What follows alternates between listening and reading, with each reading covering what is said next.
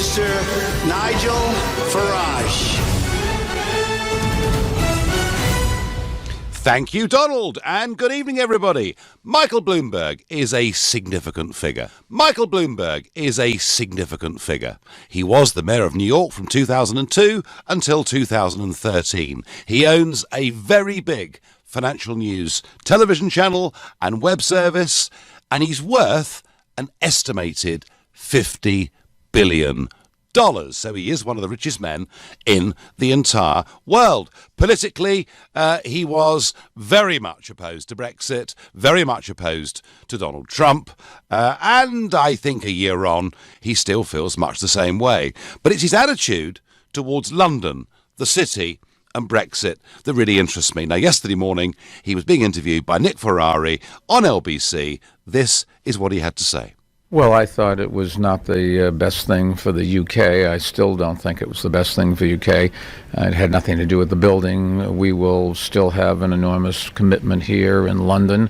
I think London and New York are the two financial centers, and it's really hard to see either one of them losing that mantle. They might not grow as fast. Conceivably, they could contract a little bit. But Brexit for the UK means there's going to be a lot fewer jobs, probably for the people that voted for Brexit, and in America there's going to be a lot fewer jobs for the people that voted for Donald Trump because of his policies. So you think that it's good for you, but it really isn't. Well, he's sort of toned it down a bit, because 2 weeks ago in Boston he was speaking. He said Brexit was the stupidest thing any country has ever done, apart from the election of Donald Trump. So he toned it down a little bit. Why does he think Brexit's going to be bad? Well, he's worried about us accessing labour from all over the world. So he's a big supporter in open borders and in the free movement of people. And yet, folks, there's a mixed message here, isn't there? Because on the one hand, he says Brexit's bad, it could lead to contraction, and on the other, he's voted with his feet. The new building he opened today, he spent £1 billion building. It's just round the corner from Mansion House, right in the heart of the City of London. He employs 4,000 people in London, working for Bloomberg, and says he wants to up that to 8,000 people. So, I don't know about you. I'm personally getting pretty tired of people talking down the United Kingdom, people talking down the City of London. I think there are grounds for a lot more optimism, and I think really we shouldn't be listening to the likes of Mr. Bloomberg, but maybe you have a different opinion. My view is, ultimately, whatever your political opinion, money talks, and London still is the most desirable place in the world to do financial services business in terms of language, culture, education for kids, access to golf courses. There's a whole host of reasons why London is still the number one choice. I remain optimistic and bullish about it. I just wish that people like Michael Bloomberg, and actually come to that, the chief executive of Goldman Sachs, Lloyd Blankfein, another American businessman, who last week put out a tweet saying he'd been in Frankfurt, what a great time he'd had, and how he might be spending more time there now because Brexit would happen. I'd like these big international global financiers to get over their political opinions, just to get on and concentrate with business. I'll be optimistic, I'll be pessimistic. Are you feeling upbeat about our future, about the city? If you are, call me on 0345 6060 973. If you're downcast and depressed and think it's all a disaster, well, of course, you can text me on 84850, and you can tweet virtually any opinion using the hashtag Farage and LBC at LBC, and you can watch me on Facebook Live from here in Washington and comment there too. And our first caller of the evening is Matt from Hounslow, who is a new caller to the show. Matt, good evening. Good evening, Nigel. Nice to meet you, first-time caller. This is the first time I've spoken to you as well. Welcome. Yep. I truly support it. I believe in it. The reason I believe in it is because before my grandmother died, she showed me some photographs of what the empire was like before we split up. And I believe that the empire can come back. There is a lot of people that don't want that, especially this American who has a $1 billion building in London. I think he's very pessimistic towards Brexit. He doesn't believe in it, doesn't actually understand that it is something that has to happen. The British people voted for exit. Plus the other thing as well, which is the EU is 1% of the world. Europe is 1% of the world. It doesn't take a brain scientist to work out that 99% of the world we're going to do trade with, plus the Commonwealth countries as well. I mean, come on, you know. Now, Matt, I'm going to correct you slightly there. The EU is not 1% of the world. It's 15% of the world in terms of gross domestic product. However, I'd agree with the general point that 85% is outside. But when you say you want the empire back, what do you mean by that, Matt?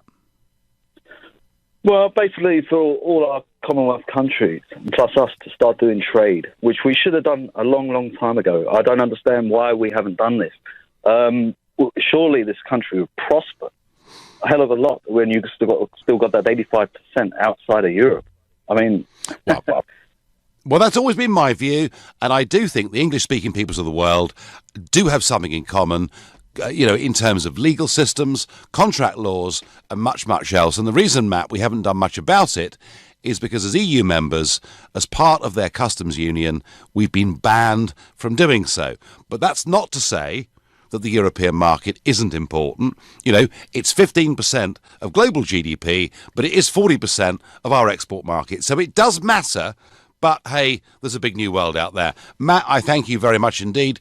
Keith says the only people spoiling Brexit are the government. And I agree with that, because Peter asked me on Facebook, why is Brexit failing? Well, Keith, I think, has answered that for you beautifully. And Mike says there's nothing optimistic or patriotic about Brexit. Just scrap the whole blooming thing and restore some common sense to the nation. What, Mike? Hand us back to Mr. Juncker, you mean? And those fanatics that want a European army, an aggressive foreign policy? I don't think so. Yark is calling me from Chelmsford. Good evening, Yark. Good evening, Nigel, and nice to speak to you. Nice to speak to you. So Bloomberg is on the one hand downbeat about what Brexit means for the UK, and yet on the other hand wants to employ 4,000 more staff. I mean, work that out for me. No, he's so full of crap. I listened to his comments this morning. The one thing he said as well was he was saying in a couple of years' time you're going to go to the shop, to Tesco, wherever, and the fruit and veg, there's not going to be no fruit and veg because there's no one picking them, which is it's such a load of crap. Just keep the language gentler, Yark. It is pre the watershed. No, I must admit, I've said this to people. I've said, well, before 2004, before Poland and Lithuania joined the European Union, were the strawberries rotting in the fields of Lincolnshire? And the answer, of course, is no. But he clearly, Yark, understand this. Bloomberg is committed to a world without borders. So that was what he was defending, I think. And that's his political ideology. And I guess that Brexit and Trump gave that view a hell of a kicking back in 2016. But ultimately, isn't he a pragmatist? Doesn't money talk? And if London's the best place to be, hey, he's going to stay here with his business, isn't he? Yeah.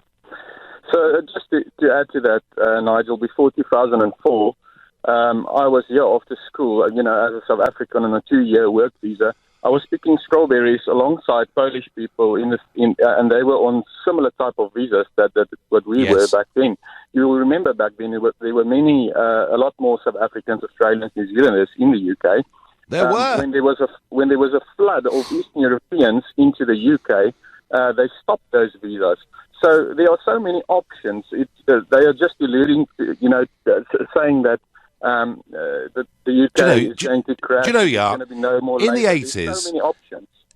In the 80s and 90s, when I worked in London, virtually everybody that pulled a pint or cut my hair came from Canada, New Zealand, Australia, or one of the Commonwealth countries, and they got a 6-month or a 1-year visa. They came, spent their time here and went home, and you're absolutely right.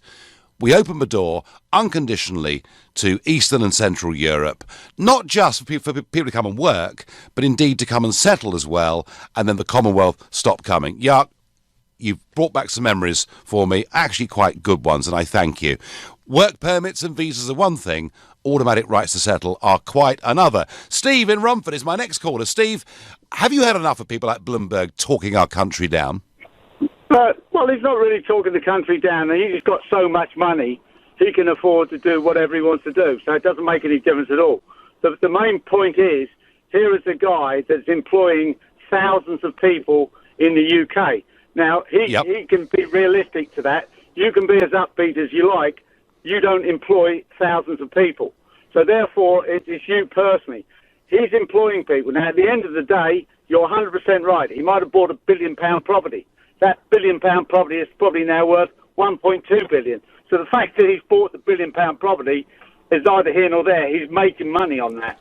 The fact is, if he employs 4,000 people, and that reduces to 3,000 people, or 3,500 people, then it's going to have an effect. And if every mega-rich business person in the country did exactly the same, then there's going to be an issue.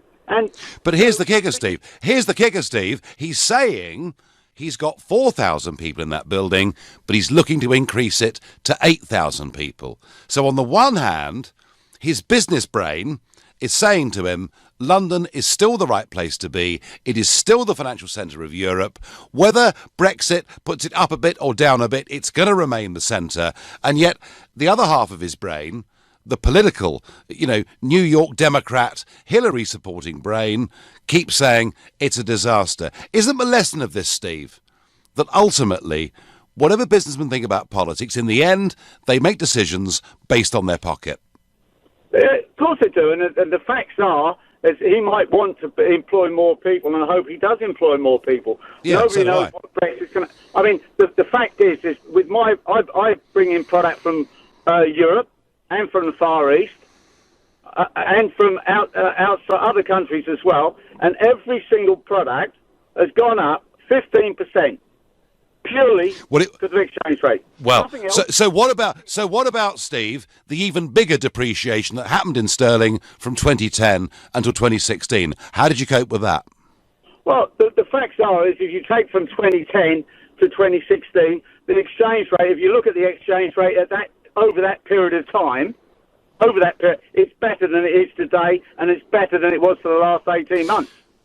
No, Steve. Sterling fell more sharply from 2010 to 2016 than it has done since Brexit. Fact. Anyway, listen, thank you. I know, Steve, you're concerned. You're in business. I understand that. You're listening to the Nigel Farage Show exclusively on LBC, live from Washington, and it's 7:16.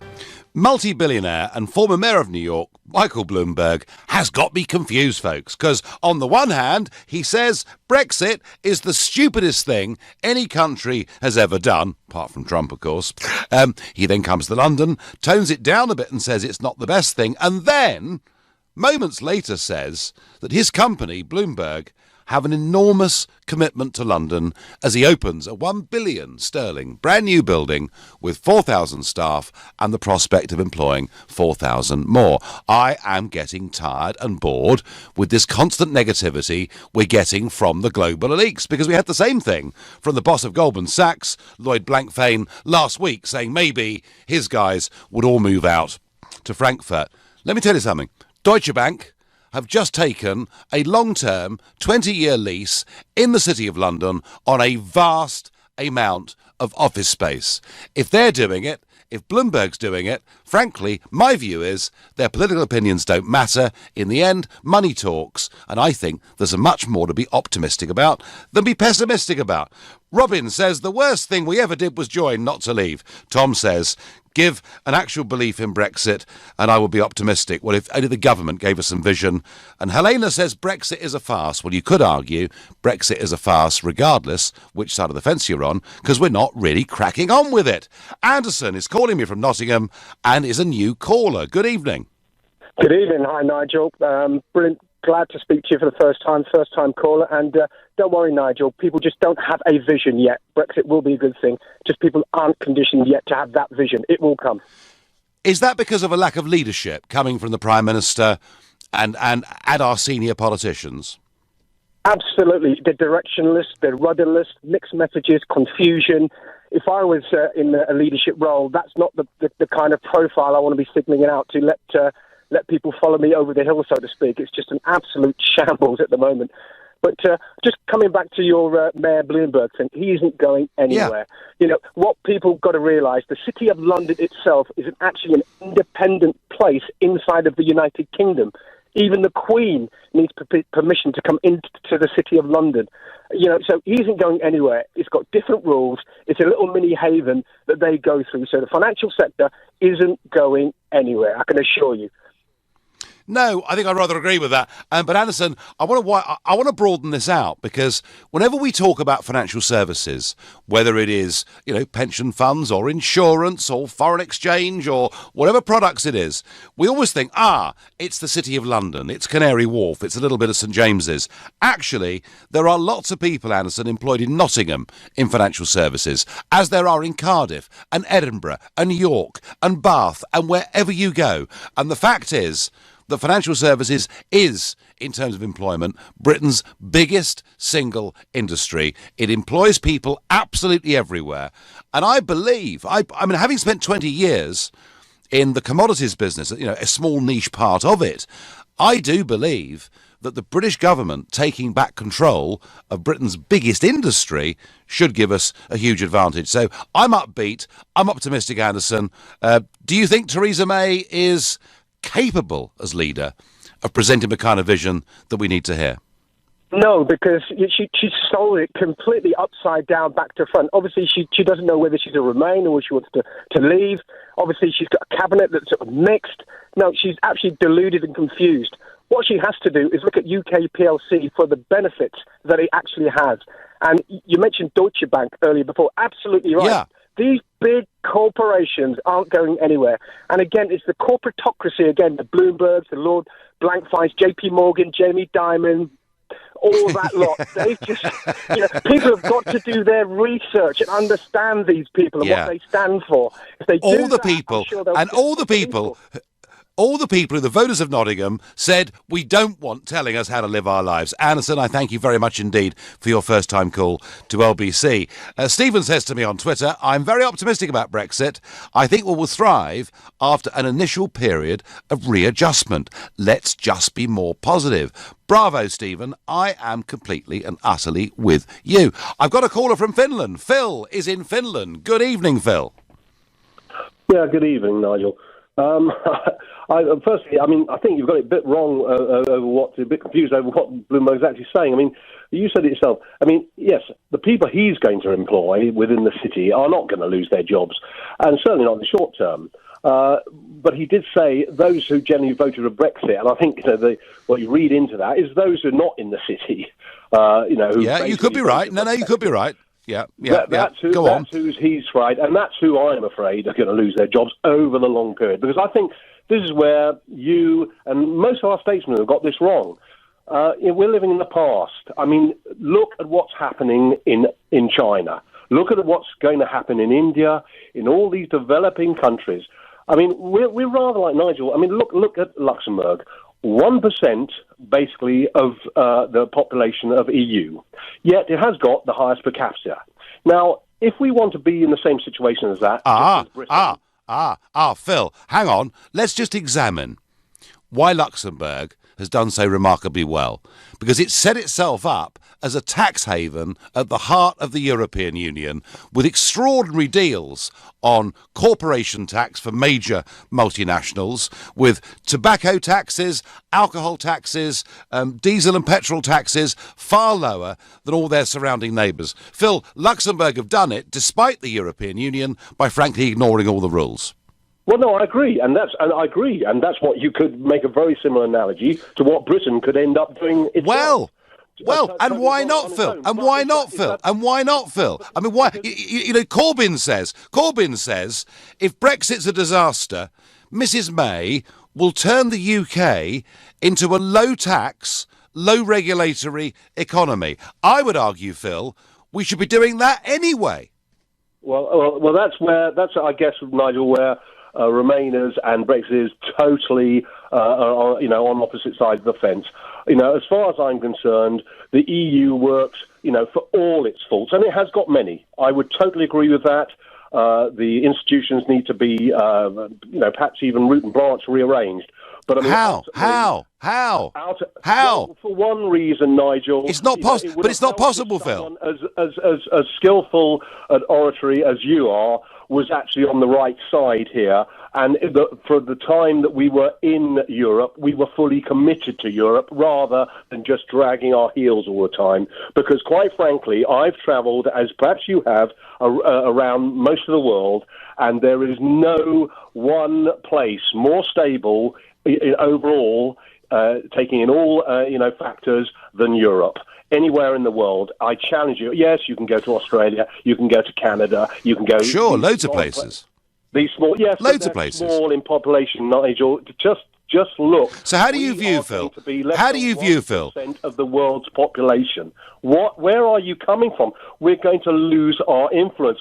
Europe is a fantastic. Hang on, Phil. Well, there's no democracy, is there? And they're crushing it in Catalonia as we speak, with the full support of the unelected bureaucracy in Brussels. Phil, you may have your vision of Europe. All I would say to you is, not only Brexit, look what happened yesterday in the German parliament when a new right-wing party, 92 of them took their seats. Look what happened a fortnight ago in Austria with the elections. Look what happened this weekend with the Czech Republic. Phil, the theory of Europe may be good, but in practice it doesn't work. Had it proved itself to be reformable, maybe things could have been different, but frankly it didn't. Phil, honestly, I understand you're very, very strongly in favour of the project. You believe in what it is, but I just don't think it's working. I'm going to quickly go to Toby in Didcot. Toby, do we need some more positivity, or is Phil right to be scared about Britain outside of this European Union? Hi, Nigel. I am on the positive side. So I think what I'd love to see in Britain is some more of the post-war gumption and the positive can-do attitude. Build some great businesses from there. I'd love to see it right now and starting to grow more and more within the population. And I think, on a really positive note, I think the UK could help shape some kind of new EU from outside that union. Toby, so do I. Because do you know what? We all live in a very close geography. There are loads of issues that affect all of us because they cross borders, whether it's pollution or crime or whatever it is. And Toby, I want a cooperative Europe of sovereign nation states working together as friends and neighbours, but not surrendering control to a bunch of old men in Brussels. Would that be the kind of direction you'd like this to go in? Yeah, and I had a couple of things maybe to watch out for. One thing that's often not pointed out is we talk about the EU. Sometimes it's conflated with Europe, which is obviously not right. But really what we're talking about in terms of trading is two main countries, Germany and France. And I'd love again to see some more positive input there from those governments together with the UK. Well, of course, Toby, you're right, because the UK economy is as big as the 20 smallest economies in the single market. So in realistic terms, you're right. It's only a handful of countries with really big economies, but we wish all the small ones well too. We really, really do. Toby, thanks for your positivity. You're listening to The Nigel Farage Show, exclusively on LBC, live from Washington, and it's now 7:30. As the former New York Mayor Michael Bloomberg and multi-billionaire says Brexit is a huge mistake, whilst at the same time opening a new big office in London and talking about employing thousands of more people. I'm asking you whether it's time for a bit more optimism. Enough of all this global negativity.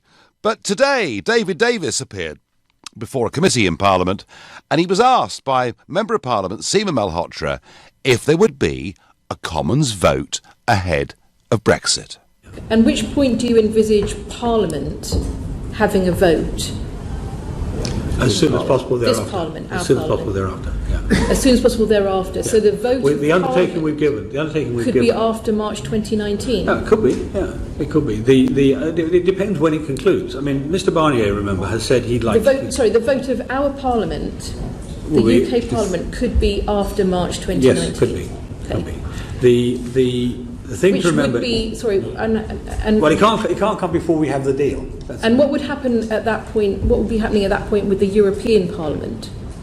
We have said that it is our intent and our expectation that we will bring it to the British Parliament before it goes to the European Parliament. So it's a bit messy, really, isn't it? Because Davis had said he thought negotiations could go on until the last minute before the final day of the UK leaving, which would then mean, as he answered Seema Malhotra, the vote would happen effectively after we'd left. And yet, a little bit later on, Theresa May told the Commons that it's absolutely clear that she's confident that because of the interests of both sides, we can get to a situation where Parliament can vote on a deal prior to the date we actually leave. So, once again, it's a government at sixes and sevens on Brexit. It's a government that seems to have absolutely no clear direction. It's a government that is split on the issue, and it's a government that is failing, I think, to put out any positive messages whatsoever. And maybe that's why we listen to Michael Bloomberg when he's negative, or we listen to Lloyd Blankfein of Goldman Sachs when he's negative. It's not being countered by our political leaders here. I think enough of the negativity. Let's get on and make a success of Brexit. That is my feeling. And given that despite everything Bloomberg says, he's about to recruit 4,000 more staff in London and says he remains enormously committed to London and that it will stay as Europe's financial centre. In many senses, what's not to like? Antonio is my next caller from Willesden. Antonio, good evening. Nigel, good evening. Pleasure to talk to you at last. I actually rang you once before, but you got caught up in some bomb scare in America. I did. Well, so this is your first proper call to the show, and welcome to you. Thank you very much. Very kind of you. Nigel, I while respecting your views, I completely disagree with them. I'll say that. But I just want to ask you a question. I'm coming from the side of a citizen of the world. I've been in this fantastic country of yours 30 years. But I am what you would class as a EU migrant. I've seen the EU grow over the years from the time when my country was taken out of fascism to what it is today. One thing I just can't get my head around.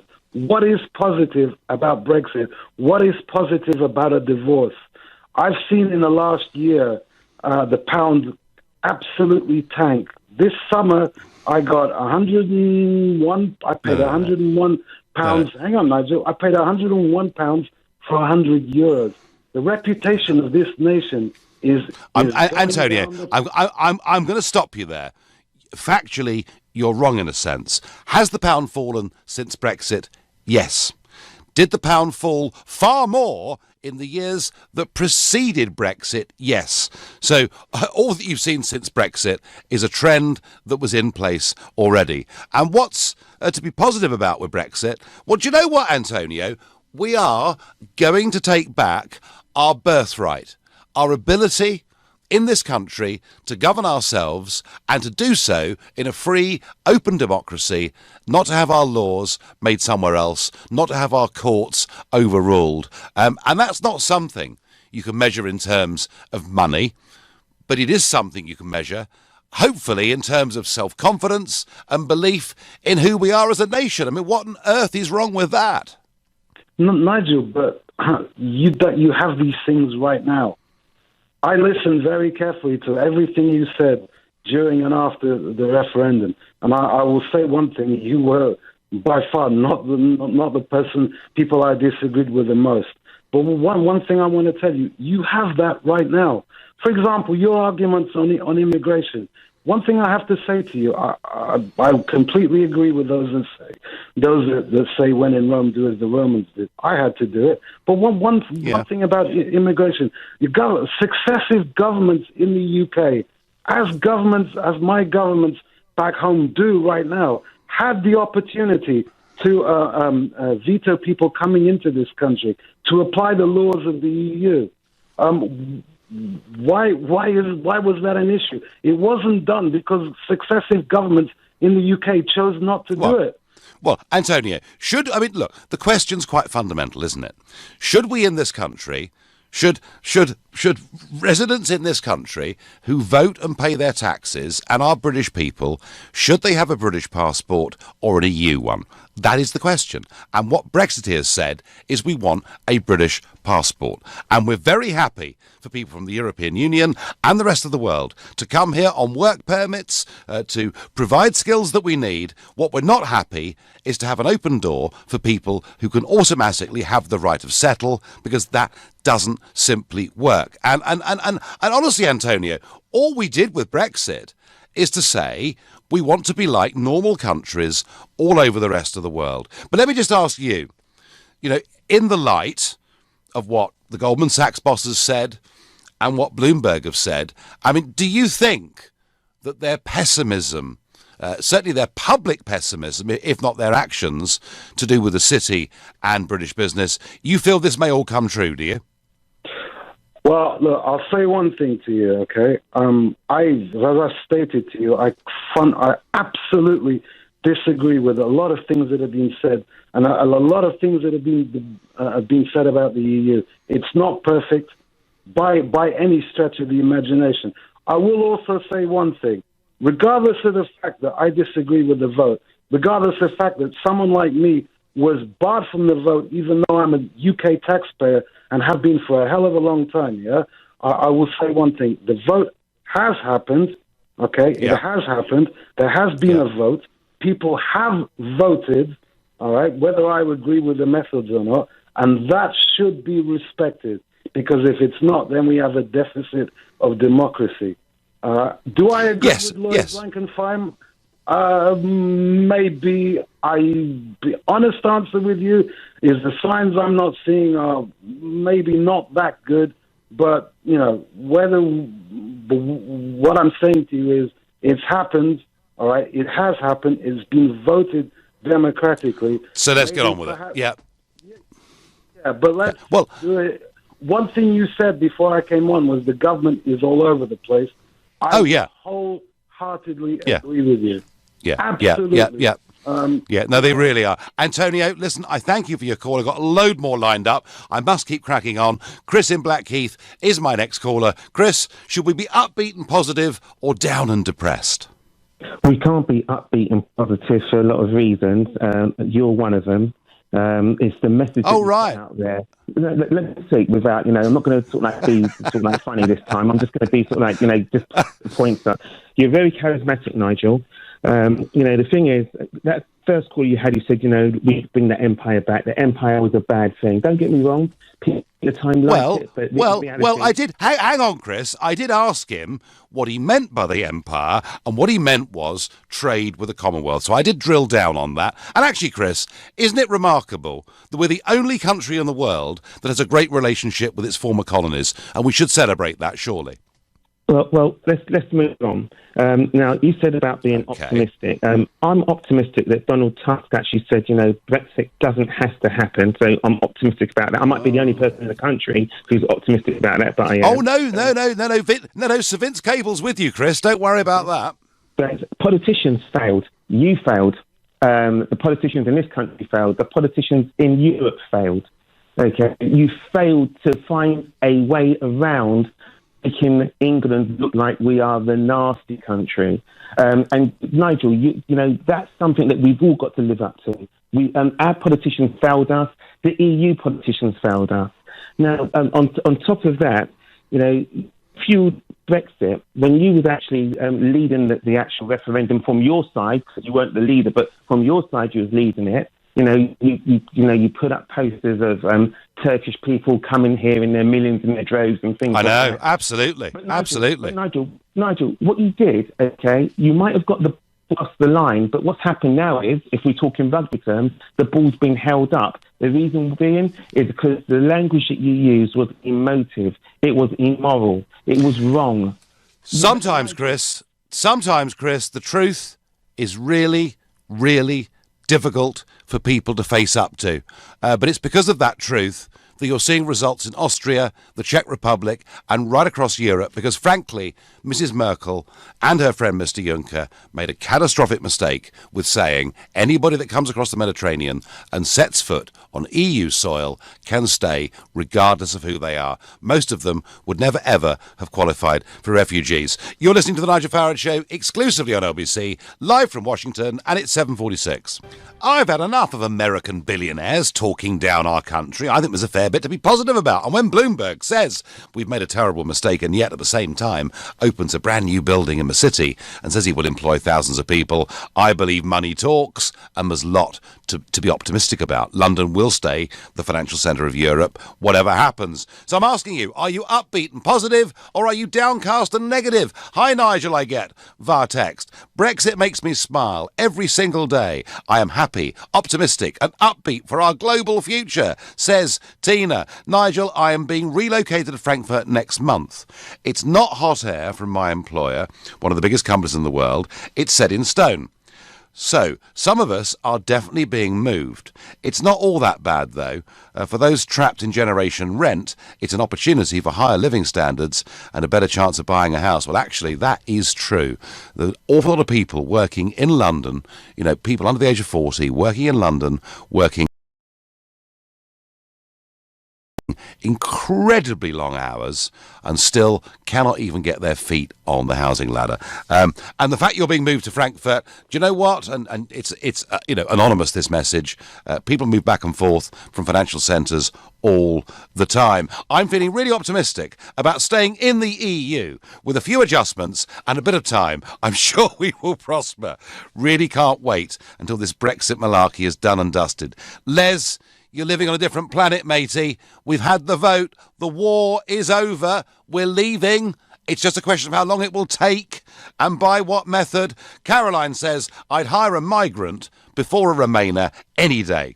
Many of the migrants I know, especially from Iran, who came 40 years ago, they all voted leave. They know what happens when you let a certain ideology take over.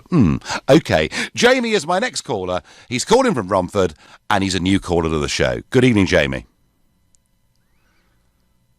Jamie? No, I'm not getting you, Jamie. There we are. He's obviously got bored. Let's go to Birmingham and go to Matthew. Matthew, good evening. Good evening, Mr. Farage. How are you doing? Hello, fine. So, are you upbeat and optimistic, or do we have reason to be genuinely scared about what's going to happen to the city and the rest of British industry? Well, our optimism depends on how much we can believe the things that we were told at the time of the referendum. And you said repeatedly during the referendum that it's the unelected commission that is the sole source of EU law. And I was just wondering Yes. If whether you were telling the whole story with that. The absolute whole truth. The people who make legislation in Europe that affects every one of our commercial companies, regardless of the fact, Matthew, that over 80% of the British economy doesn't trade overseas, has never traded overseas, and will never trade overseas, and yet are bound by those laws. Those laws are proposed by an unelected bureaucracy and can only, for their genuine amend and improvement in years to come, the source of that is the unelected bureaucracy as well. And what the European Parliament does, effectively, is to act like the House of Lords. We are a revising chamber who can delay things, stop things, hold them up, make the Commission think again. So the sole source of law comes from those we cannot vote and cannot remove. Yes, Matthew. So your job, what's your title within the EU? It's MEP, right? As I say, it's a bit, think of it like the House of Lords. They are the powers of the European Parliament.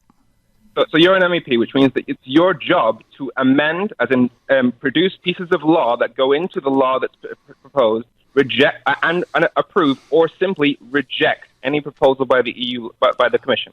Any proposal which I've been doing, Matthew, which I've been doing for 18 years. I've never voted for a single piece of new European law. I've abstained many times, but I've generally voted against all of it. I don't think that's the right way to make law. I think that those that make the law should be directly accountable to the electors, and in the European system, they're not. But given that it's the MEPs, as in people like yourself, who can completely change, completely modify, and completely reject any legislation proposed by the Commission, and even if the Commission was the soul of Lucifer himself, then it wouldn't make a difference, because it's down to you whether or not laws go through, and you can completely alter them.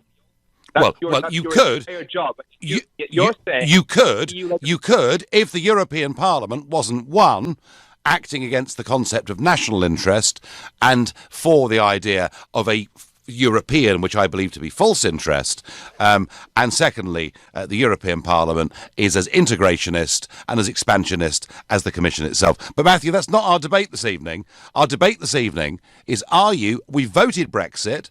I can tell from your tone that you're not a fan of it, but are you really as pessimistic as the boss of Goldman Sachs would have you believe, that everyone's off to Frankfurt?